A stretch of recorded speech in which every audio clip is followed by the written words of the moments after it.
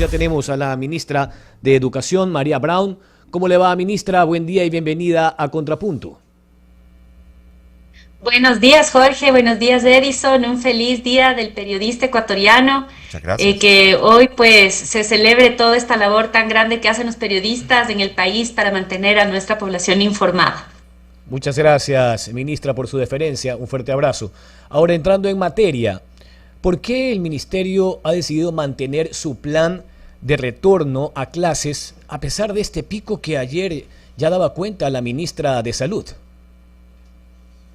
Jorge, una excelente pregunta. Hemos hecho un análisis en el COE Nacional, en la Mesa de Salud, cuáles son los impactos, cuál es el impacto, no solamente en materia educativa, sino en materia de salud que tiene el tener las instituciones educativas cerradas. Y cuáles han sido los casos de estudiantes contagiados, cuántos se han agravado, cuántos están en este momento ocupando camas de UCI. Y pues todo esto nos da un saldo en este análisis en la Mesa de Salud que nos lleva a pensar que lo mejor para la población, para los niños, para los jóvenes, es mantener en la medida de lo posible y respetando las medidas de bioseguridad las clases presenciales. Vemos que tenemos ocupadas 3 camas de UCI con niños y jóvenes. No existen complicaciones. Estamos haciendo un monitoreo de los casos y contagios de la variante que ahora en su gran mayoría son producidos por la variante Omicron a nivel nacional, y sí vemos también un incremento en los casos en niños y en adultos, porque por supuesto estamos en una pandemia. Ellos han estado también en en el feriado, en contacto con otras personas, y es allí donde llamamos también a la comunidad a pensar en esta corresponsabilidad y cómo están priorizando sus actividades. Estamos poniéndonos la mano en el corazón, estamos realmente como familias priorizando el derecho humano a la educación, entendiendo la importancia que esta tiene para la salud mental de nuestros niños, para el desarrollo integral de ellos. Estamos poniendo esto por encima de una reunión familiar, por encima de un concierto, por encima de salir a algún lugar de compras sin las medidas de bioseguridad. Estamos poniendo primero la vacunación para prevenir que nos compliquemos si es que contraemos el virus. Estas son las preguntas que debemos hacernos como comunidad para pensar si nosotros estamos con responsabilidad asumiendo el rol que cada uno tiene por su salud y la salud de su familia.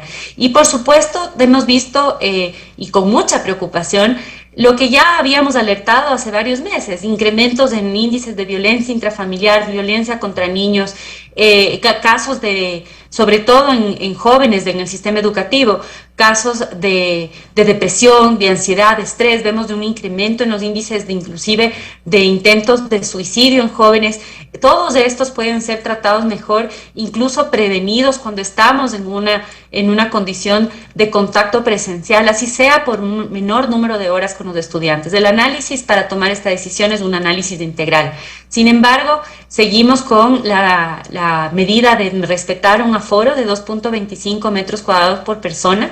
Las fechas del retorno sin el control de aforo todavía no han sido revisadas, es decir, se mantienen las fechas del 7 de febrero para el inicio del segundo quimestre en régimen sierra y el 3 de mayo para el inicio del año lectivo régimen Costa Galápagos.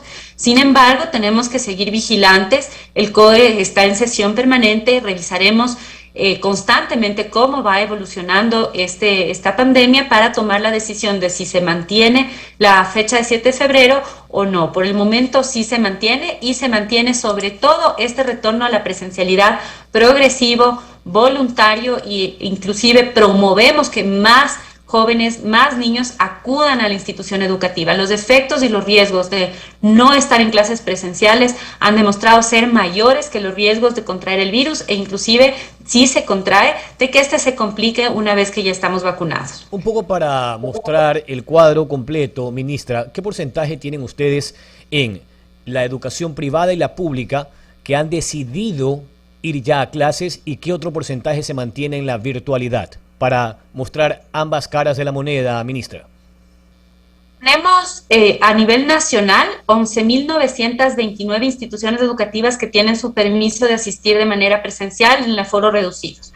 De estas 11.929, la gran mayoría son instituciones educativas fiscales. Como ustedes conocen, allí la educación fiscal ocupa la gran mayoría de las instituciones educativas que existen en el país. 1.492 de estas son particulares, En el caso de instituciones particulares afiliadas a Fedepal o Corpo Educar, ellos tomaron la decisión que nosotros decidimos permitir que sea así, que esta semana mantengan clases virtuales en la gran mayoría de los establecimientos afiliados, que son establecimientos particulares, y el día 10, que es el lunes próximo, ya retomarían las clases presenciales. En el caso de las instituciones educativas fiscales, únicamente en casos excepcionales en donde los rectores de cada institución han reportado que existe a lo mejor un gran número de sus docentes o estudiantes que han vuelto del feriado contagiados, pues se ha pedido que obviamente en esos casos no exista clases presenciales.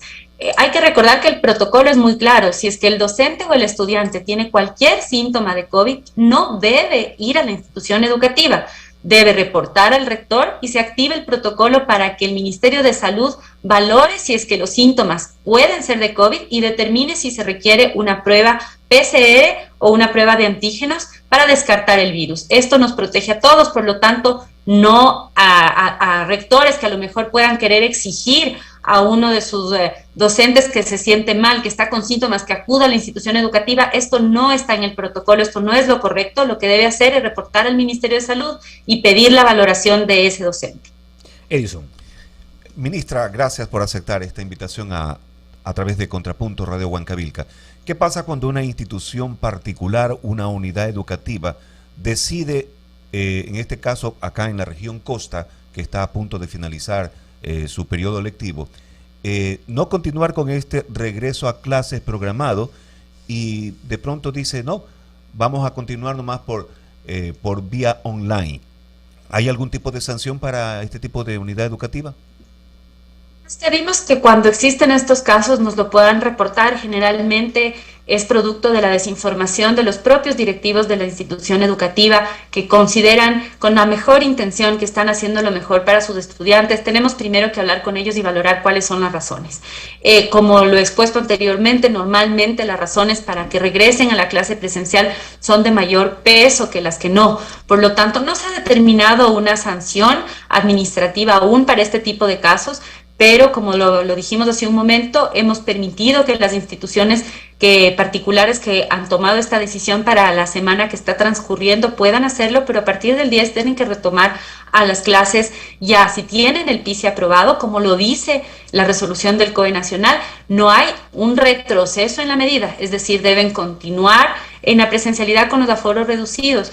Los estudiantes que desean asistir de manera presencial, que sus familias lo aprueban y que vemos pues que esto tiene un mejor efecto, un efecto más positivo en su escolaridad y en su desarrollo, deben tener la posibilidad de hacerlo. El no darles esa oportunidad es privarles de un derecho, es privarles de una posibilidad de tener mejores condiciones de salud mental, mejores condiciones también del desarrollo integral. Tomemos en consideración que si bien estamos cerca de culminar el año lectivo en Costa, no está a la vuelta de la esquina. El año lectivo en régimen Costa termina el 7 de marzo. Por lo tanto, todavía tenemos al menos casi 2 meses completos, de hecho 2 meses completos y 2 días de clases en el régimen Costa, contando también, pues por supuesto, con las evaluaciones finales y demás. Por lo tanto, no es poco tiempo estos 2 meses que todavía faltan por culminar el año el régimen Costa. Y qué interesante, usted habla entre líneas, ¿no? Y yo lo desmenuzo de otra manera. Cuando usted dice, de pronto, pongo el ejemplo un tanto doméstico, el padre de familia dice, bueno, fin de semana nos vamos a la playa, pero ¿qué resulta que está nublado? Nadie se queda en la casa, igual va a la playa. Entonces, si al niño le decimos, ah, no, porque está soleado, mijito, no vaya a la clase, porque se levantó con pereza, no vaya a la clase. Hay que incentivarlo, justamente, ¿no? Puede estar aburrido de estar observando varias horas ahí la pantalla, pero igual hay que incentivarlo. Yo creo que efectivamente no hay que temer esta situación, ya que la mayoría está vacunada, para que el retorno a clase sea de una manera feliz, agradable. Así es, Edison, y esto lo podemos llevar a otras áreas de la paternidad y la maternidad. tendemos a tratar de sobreproteger a nuestros niños desde que son pequeños. Y no sé si ustedes han visto cuando van las madres a los parques, les dicen, cuidado, te vas a caer, te vas a caer. Los niños no tienen aversión al riesgo y somos nosotros los que vamos sentando esos límites de lo que es correcto y lo que no. Pero si no dejamos que nuestros niños experimenten el subirse a estos juegos, no desarrollan sus habilidades motoras, si no dejamos que nuestros niños vayan a la institución educativa, los efectos de no hacerlo son más graves que el riesgo de que en este caso se caiga del juego. Sí, le va a doler, pero va a aprender cómo debe treparlo y va a poder luego estar preparado para enfrentar otros desafíos en su vida. Esa es la misma reflexión que debemos hacer ahora y pensar como familias, ¿qué es más importante? Que yo me vaya un fin de semana de paseo, que yo salga, que estemos que podemos ir al cine, al centro comercial, quitarnos la mascarilla cuando estamos en una reunión ampliada de nuestras familias, que suelen ser muy extensas. ¿O es más importante que nuestros hijos tengan la posibilidad de educarse, que tengan la posibilidad de tener una mejor calidad de educación? Esto es lo que nosotros llamamos la corresponsabilidad. Igualmente los docentes, ellos también son responsables de su propia salud. Estamos próximos a iniciar una nueva campaña masiva de vacunación para terceras dosis de docentes. Muchos de ellos ya la están recibiendo. Más del 93% de nuestros docentes tienen 2 dosis. Por lo tanto, estamos, por supuesto, preocupados por su salud, pero no podemos analizar la situación solo mirando la variable del COVID. Tenemos que ver la integralidad del panorama y, en este caso, el bien superior, el mejor bienestar de nuestros niños se ve con la presencia en la institución educativa, con la asistencia a clases. A propósito de cifras de vacunación, ministra, estamos con María Brown, ministra de Educación, acá en Contrapunto a través de Huancavilca. ¿Cómo están las estadísticas de la vacunación en los estudiantes? ¿Ya tienen las 2 dosis? ¿Qué porcentaje? Seguimos avanzando y aprovecho pues tu pregunta para hacer también un llamado a las familias para que los lleven a vacunar, que lleven a sus hijos a los puntos de vacunación, en todos los centros de salud, en los puntos de vacunación masiva, y seguimos haciendo convocatorias a escuelas y colegios conjuntamente con el Ministerio de Salud. En el rango etario de 5 a 11 años, tenemos al 72.58% de los niños del país ya con la primera dosis, el 51.26% con la segunda dosis. Recordemos que este es el grupo que empezó más tarde, también es el grupo que tiene menos casos de contagios, ¿no? Esto es con corte al 3 de enero. Y en el grupo de 12 a 17 años, también al 3 de enero, con una dosis, el 85.15%, y con las 2 dosis, es decir, el esquema completo, el 69.81%. Un llamado también a los jóvenes de 18 a 24 años, que pese ya no estar en el sistema educativo, vemos que todavía hay un gran número de ellos que no han acudido a su vacuna. El 83.57% tiene la primera dosis. Fíjense que es menos que el porcentaje de primeras dosis de 12 a 17. Así que a los jóvenes, muchos de ustedes ya están trabajando, muchos de ustedes están en universidades, están estudiando, pero ustedes también salen, interactúan con otras personas y están en contacto con los adultos mayores, que son quienes son más vulnerables de este virus. Vayan a vacunarse. Estar en el 83.57% todavía es bajo y el 81% en segundas dosis. Así que también un llamado a esa población a que continúe en este proceso de vacunación. Ministra, la situación de varias escuelas y establecimientos, yo creería que entre el 15 y el 20% presentaban serios problemas en su infraestructura debido al invierno, debido a la cuarentena, debido a los problemas fiscales del gobierno de Lenín Moreno. Ustedes, dentro de este universo de instituciones educativas que van a este proceso de retorno a clases, ¿han superado ya todos los inconvenientes? Muchas gracias por esta pregunta. Efectivamente, hay un diagnóstico que hemos compartido con ustedes en el pasado sobre el mal estado de la infraestructura educativa. Se ha invertido ya varios millones de dólares en hacer mantenimiento correctivo. Esto ayuda sobre todo en las que las condiciones no estaban tan graves, porque hay algunas instituciones educativas a nivel nacional que requieren de una intervención integral. Son alrededor de 80 instituciones educativas. Porcentualmente es bajo, pero en estas 80 instituciones educativas, la infraestructura no tiene las condiciones, ni siquiera las mínimas o parciales para poder abrir, porque están en un estado de deterioro muy, muy grande y esto requiere prácticamente de reconstruirlas. Por lo tanto, estos son procesos que van a tomar, generalmente toman en 13 meses cuando ya se cuenta con el financiamiento y el contrato de obra inicia. Por lo tanto, allí es donde establecemos y ponemos en marcha unos planes de contingencia. Tenemos que reubicar a los estudiantes cuando sea posible y donde no haya cómo reubicar a los estudiantes, pues allí hay que ver una modalidad híbrida de educación en donde puedan tener tutorías presenciales, pero también trabajo autónomo, porque no estarían en condiciones de utilizar esa infraestructura. La costa es la más afectada junto a la Amazonía. Esto tiene que ver con también las condiciones climáticas, al no haber tenido mantenimiento y también sumado al clima en la región costa y amazónica, es donde el mayor número de instituciones tienen estas condiciones. En el caso particular de Guayaquil, tenemos el caso del distrito de Monte Sinaí, que es el más grave a nivel nacional, en donde cerca de 20 instituciones educativas no están en condiciones y requieren de ser sustituidas. Esto se debe también a que en esa zona se construyó en su momento lo que se denominaban estos campamentos, que tenían el fin de ser temporales, pero nunca fueron sustituidos por obra definitiva. Por lo tanto, el clima, el vandalismo también y la falta de inversión y mantenimiento ha hecho que estas infraestructuras ya estén absolutamente caducas y debamos iniciar un plan de intervención integral para Monte Sinaí, que bueno, tenemos el diseño del plan y estamos avanzando para su ejecución con el Ministerio de Vivienda. Gracias por la precisión del vandalismo, se me está escapando aquello. Ahora, ¿de dónde saca la Unión Nacional de Educadores, entonces, ministra, ese argumento de que algunas escuelas van a acoger a los estudiantes a partir de mayo, hablo del caso de la costa, si no tienen ni siquiera servicios higiénicos y lo esencial? De hecho, se suman a una movilización para el 19 de enero con otras organizaciones sociales, incluida también la CONAIE.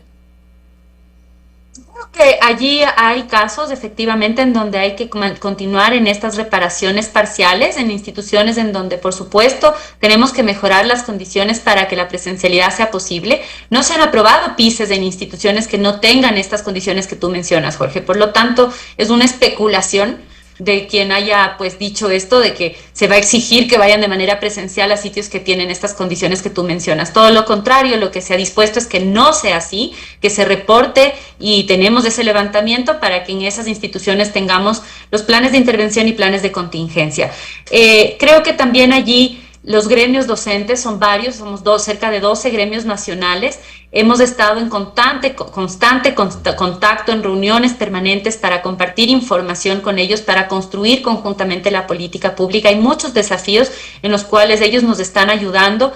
La gran mayoría de los gremios se han sumado a todos estos esfuerzos y han abogado a favor del retorno a la presencialidad, porque ellos ven la importancia que esto tiene para sus estudiantes y la vocación del docente está por encima de estos intereses políticos. Claramente la marcha del 19 de enero no es una marcha que esté ajena a tintes políticos e intereses de algunos líderes. Por lo tanto, allí hay que también distinguir sobre algunas figuras de liderazgo de ciertas organizaciones que a lo mejor se toman el nombre del Magisterio Nacional, pero el Magisterio está representado por más de 12 gremios, son más de 140,000 docentes que trabajan en el sistema fiscal, muchos de ellos agremiados en otras organizaciones que apoyan el retorno a la presencialidad, que han estado trabajando y son quienes más nos han apoyado en promover la vacunación y el retorno a las clases. 7:52, la ministra de Educación, María Brown, está aquí en Contrapunto. Volvemos a clases, pero cuidándonos, ¿no? Cuidándonos, sí.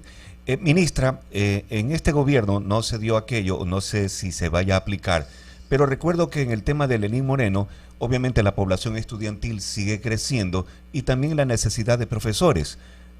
Había una aplicación que decía, quiero ser maestro o sé maestro. ¿Cómo quedó en esa oferta de trabajo o cómo está? Estamos, Edison, primero hicimos una revisión integral de los concursos de méritos de oposición.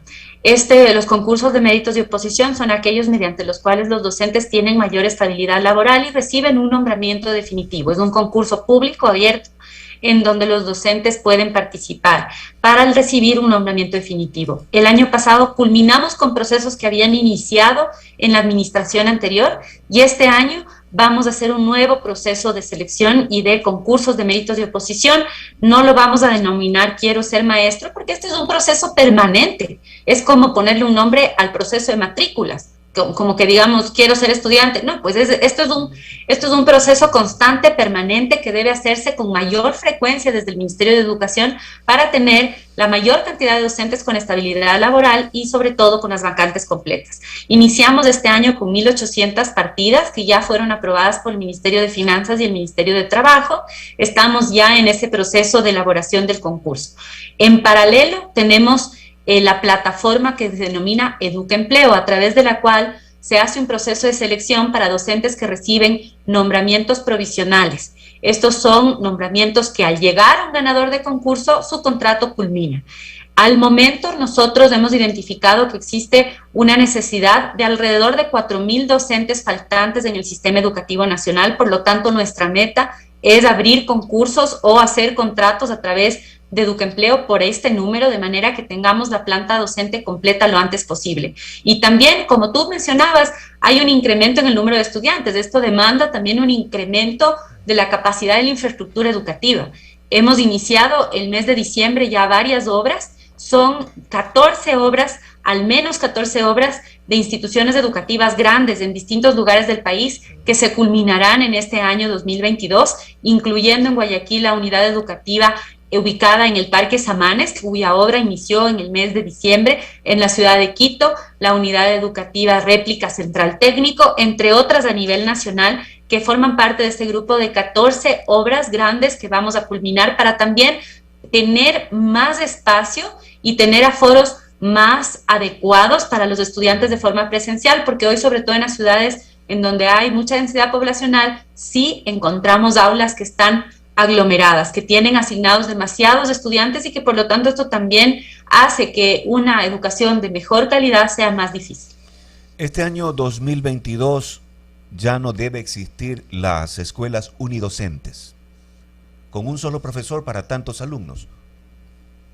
Edison, al contrario, más bien estamos fortaleciendo las escuelas unidocentes. Hay una idea de que la educación uni y pluridocente es por definición de mala calidad.